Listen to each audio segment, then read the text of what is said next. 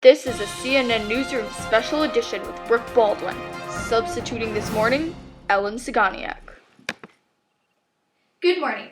We have received some breaking news from the Persian Gulf this morning. The first Gulf War is officially over after much struggle and strife, freeing the small Persian nation of Kuwait. Just this morning, President Saddam Hussein and his forces surrendered to the coalition under terms written by the United Nations.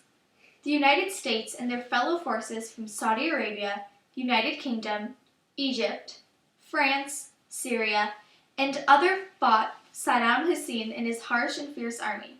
We have our international affairs correspondent, Madeleine, standing by in the newly freed nation of Kuwait. Madeleine.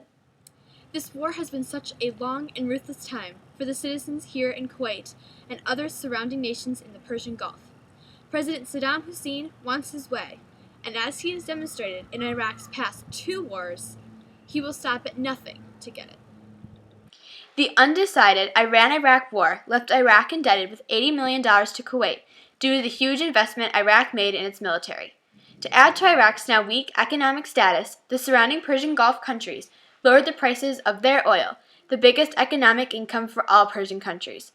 This caused Iraq's production profit to plummet, putting Iraq in no position to pay back the debt. Iraq raged that Kuwait had invaded their borders to drill oil, taking away even more chances for repaid debt for Iraq. Iraq challenged that for this reason, Kuwait should cancel Iraq's $80 million debt. After Kuwait refused, Iraqi President Saddam Hussein decided to conquer the small nation of Kuwait to cancel the debt himself. 5 months after Iraq attacked Kuwait, U.S. President George H.W. Bush was granted permission from Congress to rally coalition forces from Europe, the Middle East, and Asia and get involved. Their main goals were to prevent Saudi Arabia from an Iraqi attack and to shut down the Iraqi militants and their president-dictator, Saddam Hussein. After long and costly battles, with many lives lost or damaged, Kuwait was freed and reinforced with protection from further Iraqi attacks. Ellen, back to you. So, let's talk about these leaders. You mentioned them both being presidents, but Saddam Hussein shows traits more like a dictator. Plus, they obviously have different goals and morals. Care to elaborate? Certainly. Yes, Saddam Hussein was the head advisor to his predecessor, Ahmed Hassan Bakr. After President Bakr's time as head of state, Saddam Hussein was selected to take over. Saddam Hussein has been acting more like as a dictator, as he's killed all that opposed his rule. President Bush wanted what was best for the U.S. and the world, but on the other hand, Saddam Hussein wanted what was best for him and him alone. Okay, let's transition to the issue of oil. That was obviously very important to Iraq, as with the other nations lowering their oil prices, it really damaged their economy. It sounds like if you had oil, you had power. That is definitely true. When Saddam Hussein's oil was taken away, he felt unarmed regardless of how many troops he had.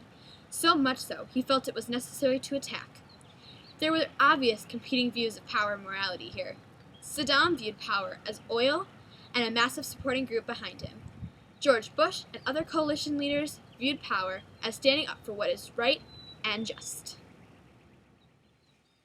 From the first Iraqi invasion of Kuwait, Iraq thought the war was over and Kuwait conquered. This obviously proved not true, as the war lasted another 9 months. What were some turning points in this short war for the coalition, and what were some significant battles?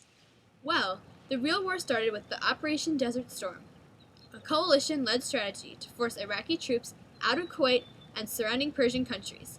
The thing that makes this war different from other wars is that there were no major individual battles. It was mostly Iraq would fire a missile, coalition would return a missile, but there were many tragedies. In the beginning, Iraq declared this a holy war, but later added the description of environmental war by dumping gallons and gallons of neighboring oil into the Persian Gulf. This devastated wildlife along the coast, and ecosystems were completely destroyed. On February 13th, coalition forces struck and destroyed what they thought to be a command and control center, and turned out to be an air raid shelter, costing 400 innocent lives.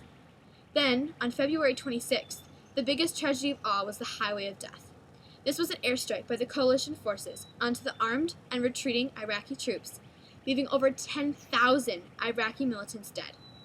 So to answer your question, there really were no battles, but more scattered fighting and other significant tragedies. Thank you, Madeleine. And this war was ending with the closing terms submitted by the UN Security Council on March 2nd, 1991. Iraq ends all fighting. Iraq evacuates Kuwait. They reveal any information about chemical and biological weapons. They release all prisoners and accept responsibility for all losses in Kuwait. General Schwarzkopf dictated these terms to the Iraqi generals the following day, March 3rd.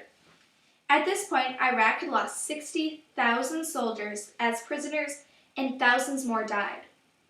Nearly a month later, on this morning, April 6, 1991, Iraq accepted terms seeing no other solutions.